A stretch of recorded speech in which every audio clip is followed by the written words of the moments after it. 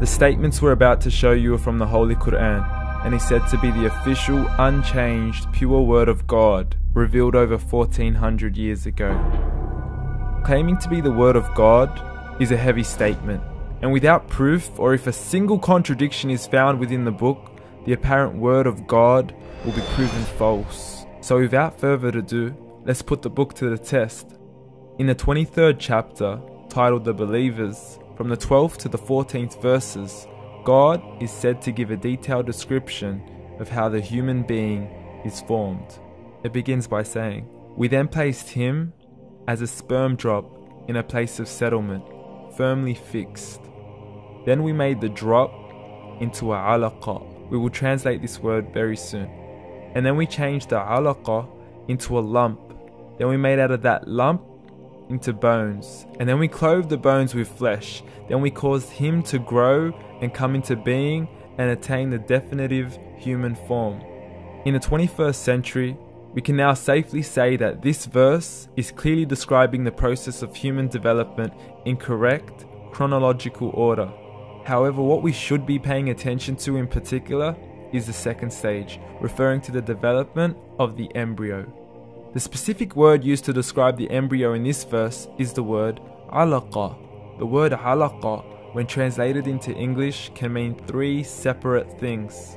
Firstly, a blood clot, or to be suspended, that is to be hanging or clinging to something, or thirdly and finally, a leech. Now, all three definitions don't come anywhere near what we perceive to be the human embryo. So, why are these words used, and what significance do they share with the human embryo?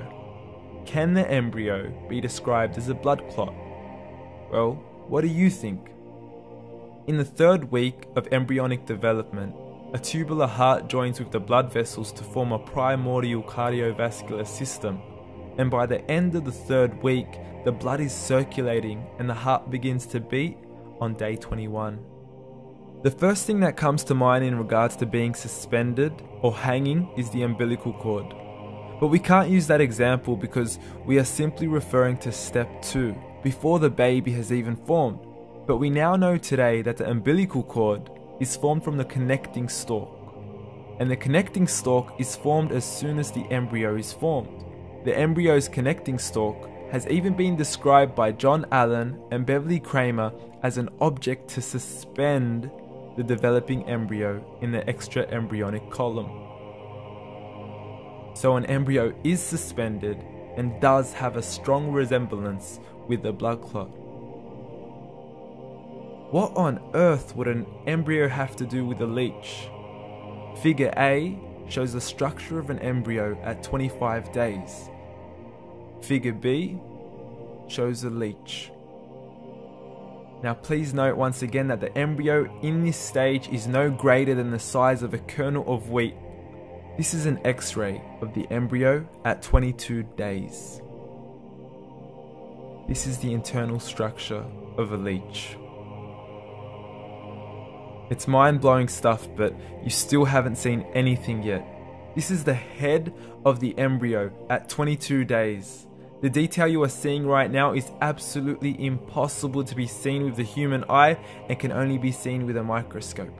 This is the back end of a leech. There's no other words used to describe this other than mind-blowing. The pictures we have shown you are impossible to be seen with the human eye or even to be predicted by the human mind. Once again, the verses we have shown you were revealed over 1400 years ago to a man who couldn't read nor write. Are these the words of God?